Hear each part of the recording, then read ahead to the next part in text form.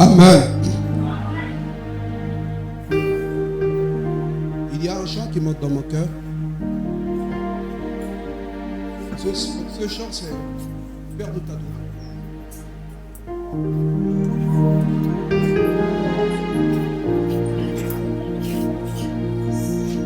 J'aimerais qu'avant qu'on ne puisse lire une portion d'écriture, j'aimerais qu'ensemble nous puissions confesser ces paroles.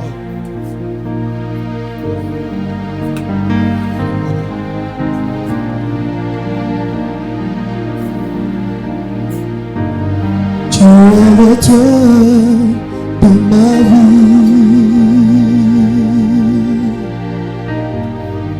En toi j'ai trouvé le salut. Reçois, ô Dieu, l'adoration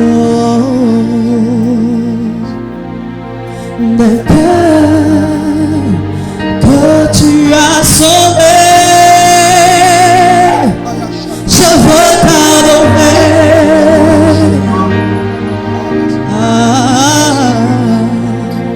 Oh, je veux t'adorer.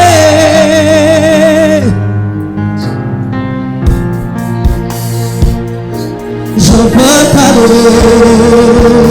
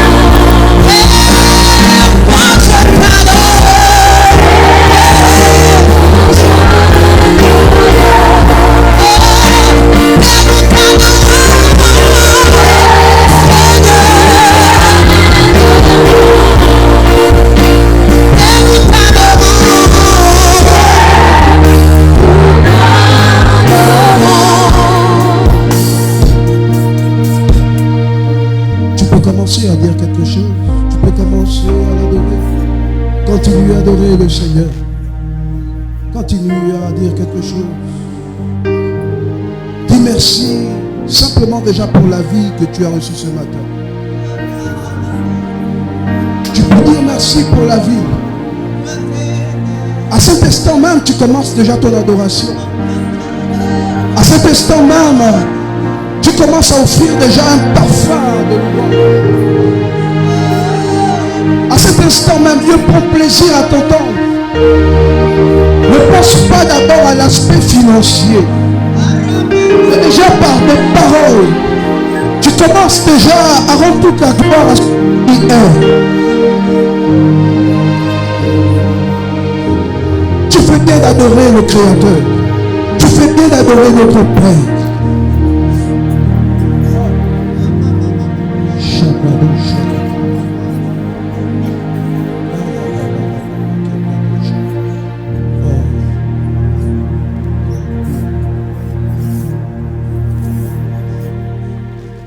Dans Genèse 4, nous sommes toujours dans le thème du sacré.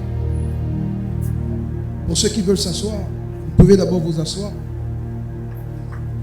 J'aimerais lire avec vous une portion d'écriture dans Genèse 4, à partir du verset 4.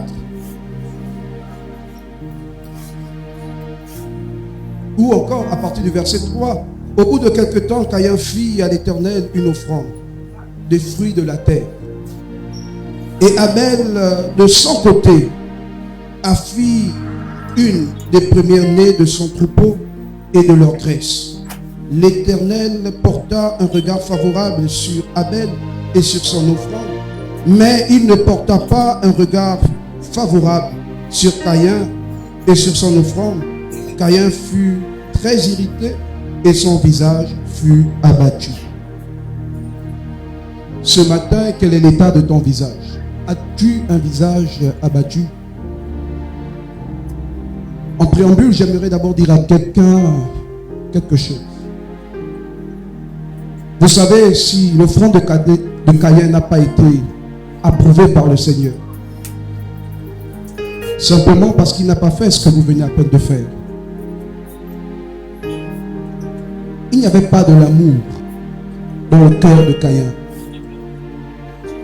Vous savez, lorsqu'on vient offrir à Dieu, on vient offrir avec tout son cœur. On vient l'offrir avec un cœur d'amour. Ne regardons pas seulement l'aspect financier. Je le répète, mais si dans ton cœur, il n'y a pas de l'amour, alors ton offrande ne sera pas agréée. As-tu un problème ce matin avec quelqu'un? As-tu un souci actuellement? Avant que tu ne viennes offrir ton offrande, j'aimerais que intérieurement tu puisses te poser cette question. As-tu un problème actuellement? Nous avons un nouveau thème, c'est le sacré. Le problème avec nous, c'est que nous ne considérons pas ce que nous faisons ou à qui nous donnons.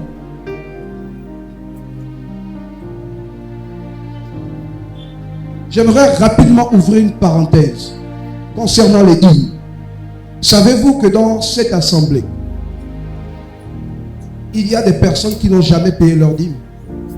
Non pas que vous n'êtes jamais levé pour donner les dîmes. Vous vous êtes déjà approché ici, donner la dîme. Mais de quelle dîme parlons-nous? La dîme, plus simplement, je vais l'expliquer rapidement. Lorsqu'on vient payer sa dîme, si vous avez, supposons, un salaire de 100 000, et que dans les 100 000, vous pensez d'abord à vos charges, et puis vous vous souvenez que tiens, je n'ai pas enlevé ma dîme. À ce moment, tant que Dieu n'a pas été pour toi la priorité, la Bible dit dans Genèse, au commencement Dieu. Si ta priorité n'était pas Dieu, à cet instant même, ce que tu viendras donner ne sera plus considéré comme une dîme. Parce que la dîme, c'est d'abord Dieu. Ta priorité, c'est d'abord Dieu. Vous savez qu'il y a ceux qui ont donné leur dîme chez les boutiquiers sans le savoir. Vous avez d'abord considéré vos dépenses avant de considérer la personne même de Dieu.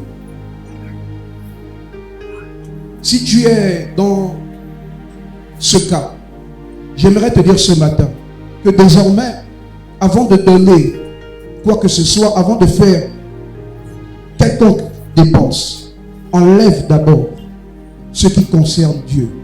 Car Dieu est la priorité. Amen. Amen. Amen. C'est la raison qui m'amène à vous dire, il y a plusieurs ici qui ont souvent donné leur dîme chez les boutiquiers pour une galette de chocolat, ou encore pour le loyer, ou encore pour un besoin quelconque. Là, c'est concernant la dîme. Mais je voudrais encore dire à quelqu'un, les prémices, permettez-moi, viennent avant la dîme. Vous savez, pour ouvrir une structure, on la déclare d'abord, avant de payer les impôts, n'est-ce pas? On la déclare d'abord. Mais malheureusement, dans nos assemblées, nous ne déclarons pas d'abord, mais nous voulons payer les impôts. Écoutez, je voudrais vous dire, le ciel ne vous reconnaît pas. C'est juste une parenthèse. Pour que le ciel puisse vous reconnaître dans ce que vous êtes en train de faire, écoutez, il faille d'abord aller la reconnaître. Et pour la reconnaître, c'est d'abord par les prémices. Et après, suivront les dîmes. Je ne sais pas si vous me comprenez. Je ne sais pas pourquoi je suis en train de le dire, mais depuis ce matin, depuis 5 heures, Dieu merci, nous avons un problème de coupure chez nous, donc je ne dors plus bien. Et ce qui m'emmène de fois à passer mon temps maintenant à lire la parole.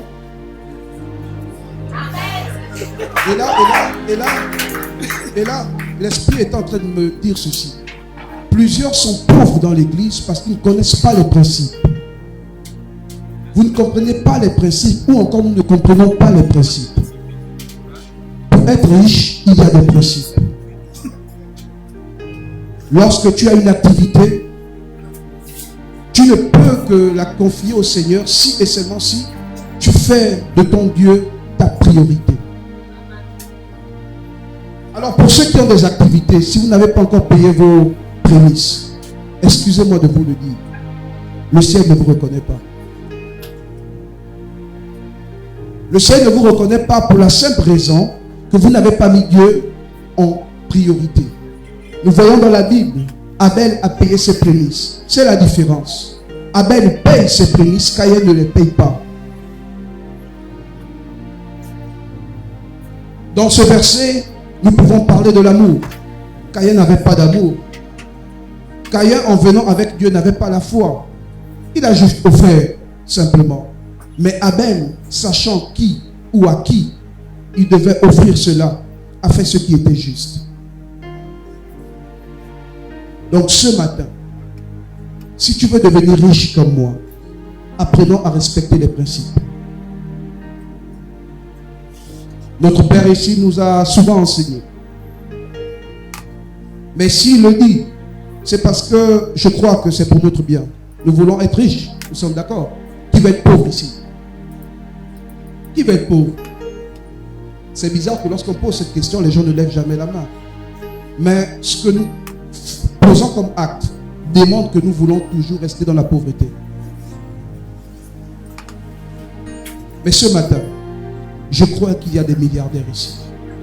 Ce matin, je crois qu'il y a des hommes et des femmes qui ont pris conscience du sacré.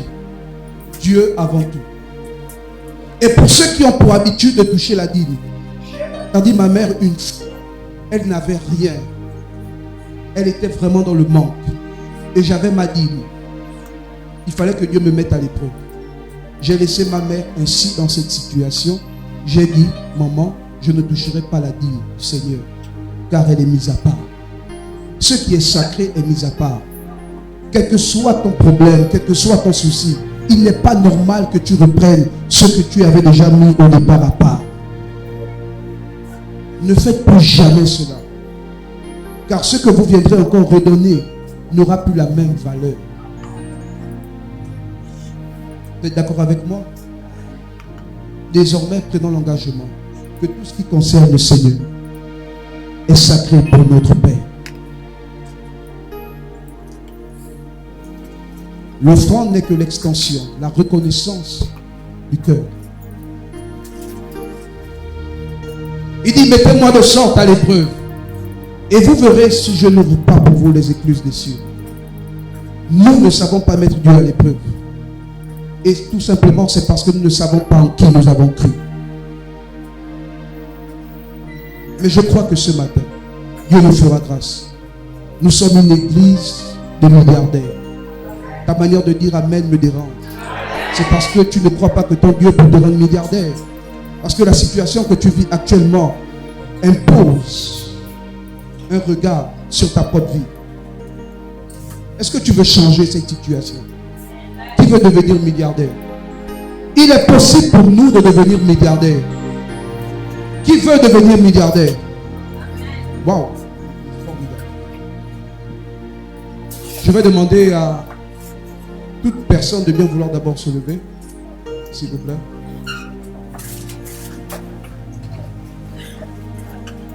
Ceux qui ont apporté leurs offrandes, tenez-les déjà dans vos mains. Et ceux qui ont apporté leurs dîmes, s'il vous plaît, approchez. Et le Père de la maison va prier pour les dîmes et pour les offrandes.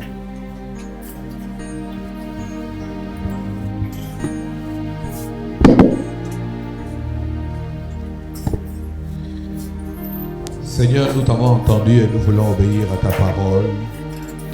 C'est de respecter les lois et les principes établis par toi. Dans le jardin d'Éden, il y avait tout ce qui devait être mangé, sauf l'arbre de la connaissance du bien et du mal. Comme quoi tout ce qui est combustible n'allait pas toujours. Cet argent, notre Dieu, est peut-être la source d'un travail, la source d'un revenu quelconque.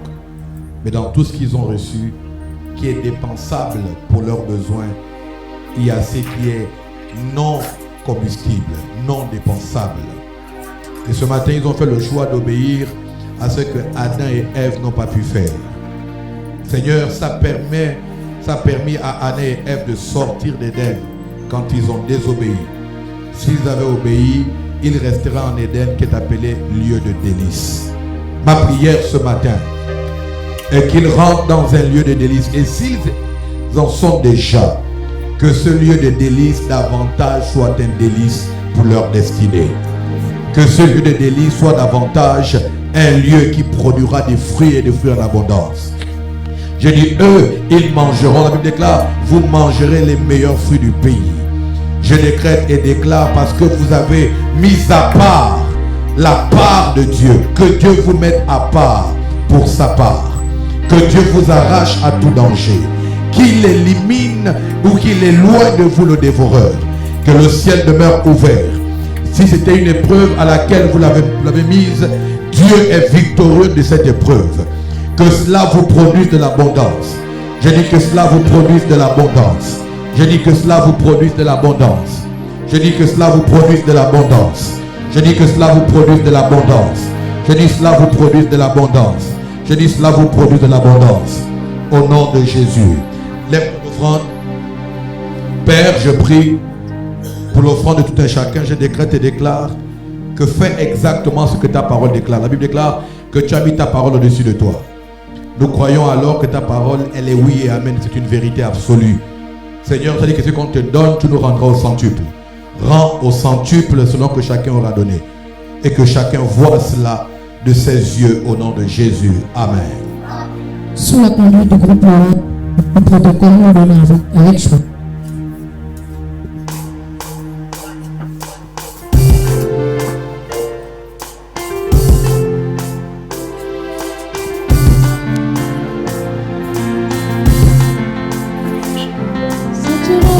L'atmosphère par nos louanges, déposant nos courants nos pieds de l'agneau de Dieu, saturant toute l'atmosphère par nos louanges, louange, posant nos couronnes aux pieds de l'agneau de Dieu saturant l'atmosphère par nos louanges. Oui, déposant nos pieds de l'agneau de Dieu saturant l'atmosphère par nos louanges. Oui, déposant nos pieds de l'agneau saturant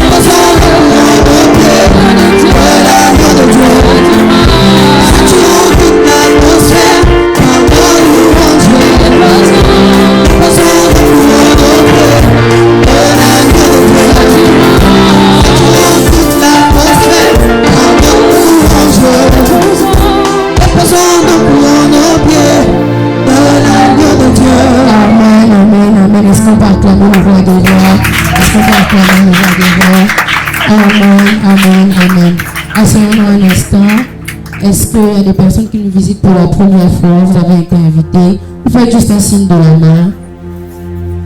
S'il vous plaît, vous vous levez un moment pour qu'on vous salue à la manière d'un MG.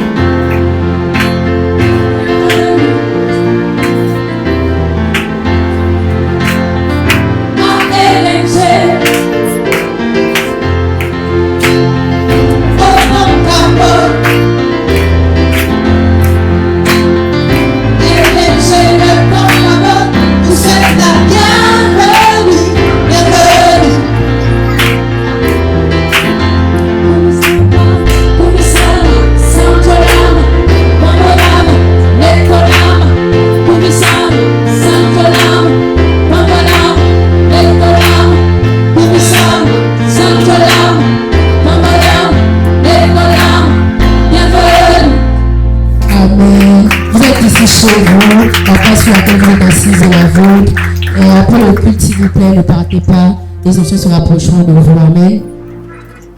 Avant de commencer les annonces, j'aimerais demander à tous ceux qui sont connectés au Wi-Fi de l'église de bien vouloir se déconnecter un moment parce que ça fait bugger le live. S'il nous plaît, déconnectons-nous un moment. Amen. Alors, nous savons tous que tous les mardis, nous sommes ici à notre culte de fusion à partir de 18h. Et ce même mardi, le prophète Armel Mwanga reçoit à son bureau tous ceux qui sont désireux de venir en entretien, parler de la parole et parler de toute autre chose. Vous pouvez vous rapprocher de moi à la fin du culte afin d'être enregistrés. Amen. Tous les mercredis, ici, nous avons des cours de baptême. Pour toutes les personnes qui ne sont pas encore baptisées, prière de se rapprocher des anciens. Amen. Le vendredi, ici, en ce lieu, nous avons notre culte de famille qui commence à partir de 18h pile. Et le samedi, nous avons l'éco-sam qui est à 14h pile. Amen.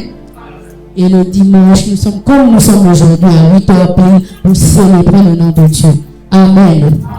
Hormis ces annonces, nous rappelons à toutes les femmes de cette assemblée qu'il y a AG aujourd'hui après le culte. Également, dans le groupe, moi j'ai prié de remettre à l'Océan les documents que vous avez remis le dimanche passé. Le prophète Ahmed Mwanga convoque tous les responsables après le culte. Amen.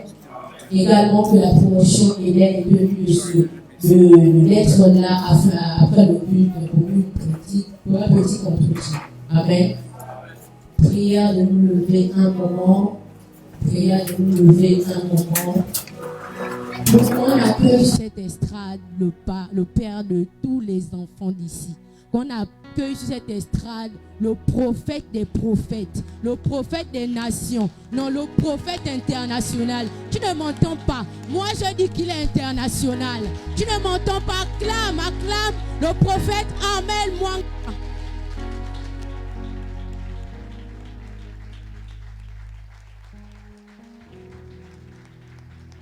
Nous allons, merci, asseyez-vous. Nous allons aller au pas de course. Parce que l'ancien, le diacre Romaric a tiré, il a touché à mon heure. Il y a beaucoup de choses à faire. Respectez vos heures, s'il vous plaît. Il y a tellement à faire le dimanche. Sinon, après, je peux arriver à 13h. Vous allez m'accuser après. Amen.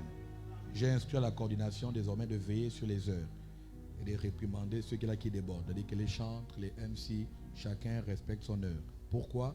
Parce que je m'en vais vous annoncer que désormais, à partir du mois de mai, nous passons à un deuxième culte. Amen. Nous passons à un deuxième culte. Nous n'aurons plus que le culte de 9h à midi. Nous aurons le culte de 8h30 à 11h30. Donc 8h pile à 8h30 la prière. Je suis gentil avec les responsables, sinon je voulais ramener ça à 7h. Parce que vous partez au boulot à 13h30. Donc c'est possible d'être au culte aussi à 7h. Voilà. Donc je pense qu'on doit ramener la prière à 7h30 jusqu'à 8h30. Voilà, pour les responsables. J'aime bien les amens de Papa Mike. Dis-moi qu'on amène bien. Voilà.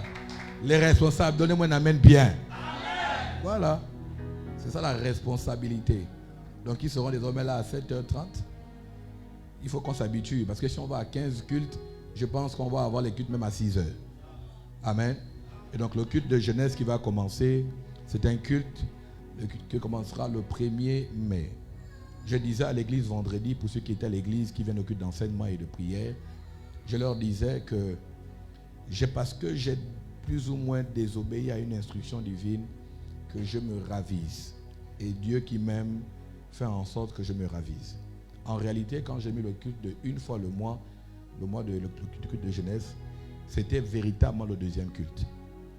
Mais j'ai regardé le nombre que nous sommes, je me dis, Seigneur, est-ce que ça pourra? On n'est pas nombreux et tout le reste. Et puis, j'ai mon frère qui est au Rwanda, qui m'a écrit et qui m'a envoyé un message, une parole de connaissance. Pour lui, moi, c'était une parole que je savais. Pour lui, une prophétie, pour moi, une parole de connaissance, parce que je savais déjà. Et quand il m'a rappelé ça, que Dieu m'a dit de ne pas peur d'avoir le deuxième culte, j'ai compris que je devais me raviser rapidement et obéir à ce que Dieu m'a donné de faire. Amen. Donc le deuxième culte, je travaillerai avec les jeunes. Je n'ai pas réuni avec les responsables, mais j'ai réuni avec la jeunesse. J'ai réuni avec la jeunesse après le culte.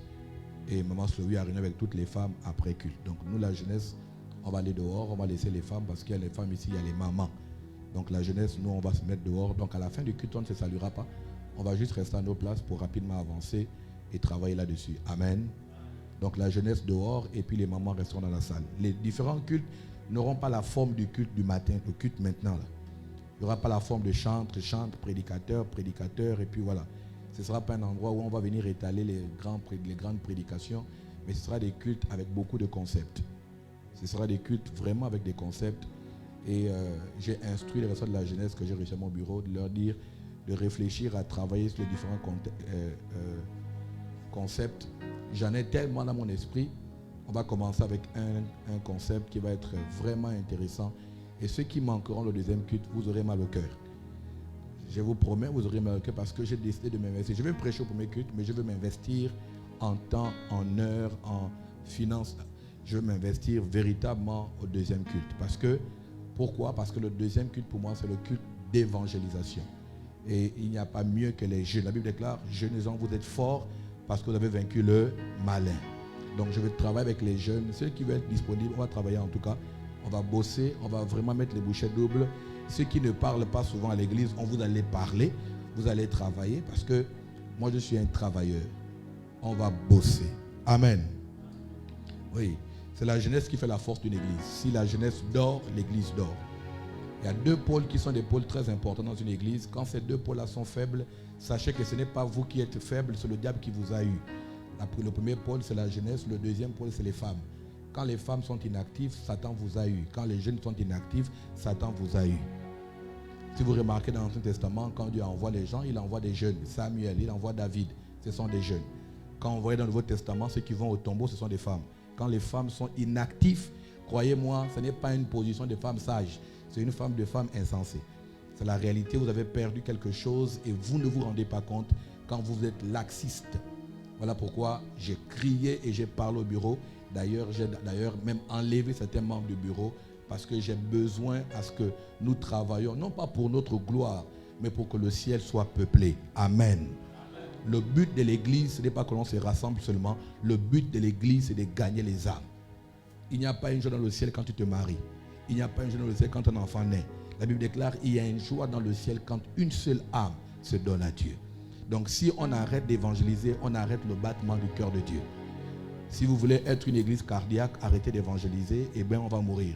Vous allez vous rendre compte qu'on va rentrer dans les conflits maintenant. Parce que quand les gens ne s'ajoutent plus, il y a plus de nouvelles choses qui se produisent. Parce que Dieu, les gens qui rentrent à l'église, qui sont par habitude, finissent par faire tarir les miracles. Parce qu'ils s'accoutument à ce Dieu-là. Ils s'accoutument au leader, ils s'accoutument au chant, à la louange, ils s'accoutument au MC, ils s'accoutument à toutes ces choses. Ça devient du formalisme. Mais pour les nouvelles personnes, ils viennent avec une autre attente, une autre soif. Voilà pourquoi Dieu est capable d'utiliser davantage l'homme qu'il a envoyé, ou bien le chantre. Parce que là, la soif, la dimension de la soif amène une qualité de miracle. Mais quand il n'y a plus de soif dans l'église, il n'y a plus de miracle. Il n'y a plus de miracle. Ou bien il n'y a plus de choses extraordinaires. Même les messages parfois stagnent parce que les gens, Dieu va me ramener maintenant sur les bases. Parce que parfois, on oublie très vite les bases. On est déjà habitué avec Jésus. Jésus va répondre à son père et à sa mère et à ses frères. Mon père et ma mère sont ceux-là qui font la volonté de mon père. Il est important parfois, même si c'est ton père ou c'est ta mère, de préciser que tu n'es pas venu sur la terre seulement pour être son enfant. Jésus l'a rappelé à ses parents. Ne savez-vous pas que je suis venu pour faire l'œuvre de mon père? Il est important de le savoir. Amen. Et c'est de ma responsabilité de veiller à ce que l'église garde le cap de l'église. Qu'elle ne change pas de nature, qu'elle reste l'église. L'église est là pour gagner le monde, gagner les hommes, gagner les femmes, gagner les jeunes. Jean parle dans la vision de l'Apocalypse, il dit, j'ai vu le jour du grand jugement. Il a vu des grands et des petits, des blancs et des noirs, des jaunes et des rouges. Ça veut dire que le jour du jugement, il n'y a pas je suis un petit. Il n'y a pas je suis trop vieille. Il n'y a pas je suis trop vieux. Il n'y a pas je suis trop jeune. Le jour du jugement, Dieu ne sera plus sur le trône de la grâce, mais sur le trône du jugement. Et il sera rendu à chacun selon ses œuvres. Jeunes gens, réjouis-toi de ta jeunesse. Livre ton corps à ce que tu veux. Mais sache qu'un jour, tu rendras des comptes. Donc même les jeunes rendront des comptes. Les jeunes en rendront des comptes. Vous savez, on peut tous s'amuser pendant un moment, mais on oublie une chose, c'est que celui qui a créé le commencement et la fin nous attend à la fin. Voilà pourquoi j'ai peur d'être mal jugé, d'avoir dirigé les hommes et d'avoir détourné l'usage de l'église pour en faire autre chose. J'aime bien qu'on se rassemble, mais il serait bien que l'on gagne le maximum de personnes. Amen. Voilà pourquoi nous voulons ramener chacun à sa place. Nous voulons parler aux femmes, nous voulons parler à la jeunesse et travailler, mettre en place des programmes. Ce qui sera dit au niveau des femmes, s'il vous plaît, ne faites pas comme d'habitude. Après avoir écouté, vous restez chez vous. Après avoir écouté, vous ne bougez pas. Croyez-moi, je disais au bureau de l'aide des femmes, si on est même à 3, il faut qu'on travaille. Si on est à 2, il faut qu'on travaille. Remarquez que je suis revenu sur le sacré. Et si vous regardez le groupe de louanges, ce n'est pas le même nombre qui est assis dans le peuple ici. Ici, ils sont beaucoup là-bas. Parce que j'ai désormais décidé de mettre de la rigueur. De la rigueur. Le laxisme est terminé. Quand je suis rentré d'Abidjan, je vous ai dit, cette année, on ne va peut-être pas s'entendre, on ne va pas beaucoup m'aimer parce que les choses que j'ai observées pendant 4 ans, que j'ai laissées faire pendant 4 ans, en espérant que toi-même tu changes ça, désormais, je ne laisserai plus passer. Si quelque chose n'est pas bien, je vais réprimander de suite. Je ne vais pas attendre demain, je vais corriger ça de là à là, comme on dit au pays. Je vais arrêter ça de là à là parce que c'est mon rôle de veiller sur vos vies. C'est mon rôle de veiller sur le bon fonctionnement de l'église et sur le bon fonctionnement de chaque département. Amen. Alléluia. Amen. Qui est content ce matin? Ça n'a pas l'air. Alléluia. Amen. Pourquoi les responsables disent à quelqu'un qu'il faut lever les mains? Ancien Roosevelt vient.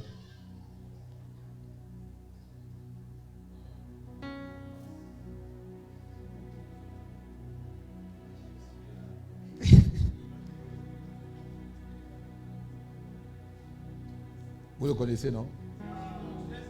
Vous connaissez l'ancien Roosevelt? Il est... Ah, c'est Dieu. Ah, c'est Dieu. Moi aussi, je connais très bien l'ancien Roosevelt. Vous savez, il y a des gens pour qui je suis prêt à mettre ma main au feu. Il y a des gens pour qui je suis prêt à payer le prix. Il y a des gens pour qui l'ancien Roosevelt n'est pas que l'ancien Roosevelt, c'est quelqu'un qui met très cher. Qui met très cher, non pas parce que c'est moi, c'est l'ancien Roosevelt, mais parce que lui peut-être ne sait pas, mais j'ai reçu dans ma vie une responsabilité pour sa vie. J'ai reçu une instruction de Dieu, une grande responsabilité pour l'amener à l'endroit de son appel. Beaucoup de gens, vous ne le connaissez que maintenant. Vous ne savez pas ce qui s'est passé il y a 5 ans, vous ne savez pas ce qui s'est passé il y a 6 ans. Vous ne le connaissez pas. Et vous ne le connaissez même pas. L'ancien Roosevelt, moi, on s'est connu à Cadillac. Et il s'est attaché à moi depuis Cadillac. Et j'ai aidé un prophète dans sa vie parce que c'est moi qui demande d'aller chez le prophète Assel. Quand il va chez le prophète Assel, parce que je remarque quelque chose, je vois en lui un appel, je vois en lui quelque chose, et il va à l'endroit où le prophétique est accepté. Quand il parle de chez le prophète Assel, Dieu me dit, tu ne peux pas commencer l'œuvre si Roosevelt n'est pas avec toi. Donc l'une des personnes à laquelle Dieu m'attache, c'est l'ancien Roosevelt, le ministère. Quand je commence cette église. Et pire encore, quand on commence l'église, il subit une attaque terrible. Une très grosse attaque dont moi seul et mon épouse savons. Une grosse attaque qui va être même prophétisée par grâce ou sinon à une conférence appelée Alt. Elle va prophétiser en disant, je vois qu'on veut tuer quelqu'un à tes côtés et l'accuser. Elle va citer son nom avec des détails. Ça s'appelle, elle a donné le nom que je me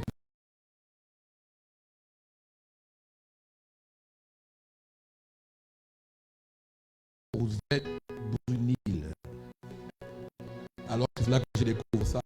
Le jour de cette prophétie-là, et elle m'a beaucoup parlé et j'ai confirmé parce qu'il y avait eu plusieurs choses au préalable. Il y a eu plusieurs choses qui sont passées dans sa vie, dont moi, je suis informé. Et c'est un homme d'une simplicité et d'une dureté en même temps. Il y a une bivalence dans la vie de l'ancien Roosevelt. En même temps, il est doux, en même temps, il est rigoureux. C'est quelqu'un, quand vous ne le connaissez pas, vous pensez qu'il est méchant dans la manière de parler, mais il parle comme ça. Quand il t'aime, il te demande au moins qu'il t'aime. Quand il ne t'aime pas aussi, il te dit que voilà. Quand il n'est pas d'accord aussi, il te dit qu'il n'est pas d'accord. Pourquoi je fais tout ça dans speech? Pourquoi je parle de l'ancien Roosevelt avec beaucoup de calme et d'aisance comme ça? Parce que l'ancien Roosevelt ce matin a eu un diplôme.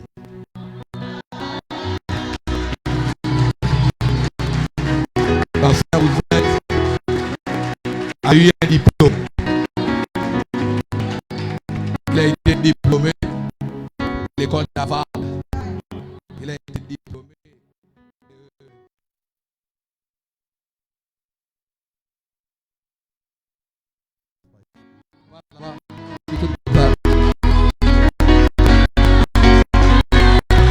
Ancien Roosevelt va chercher le diplôme.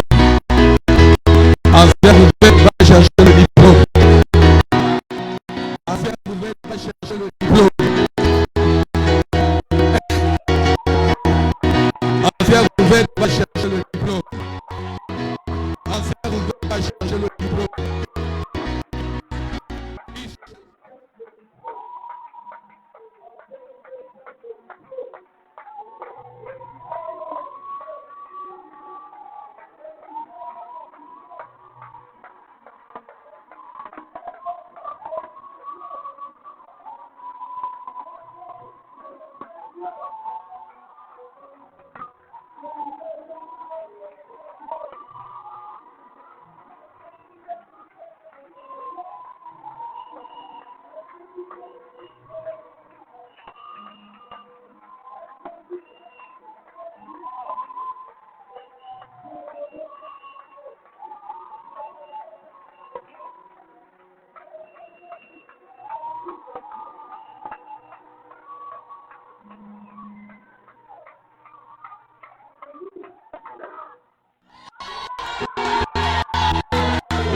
Ya, ya, ya, ya, ya, ya, ya, ya.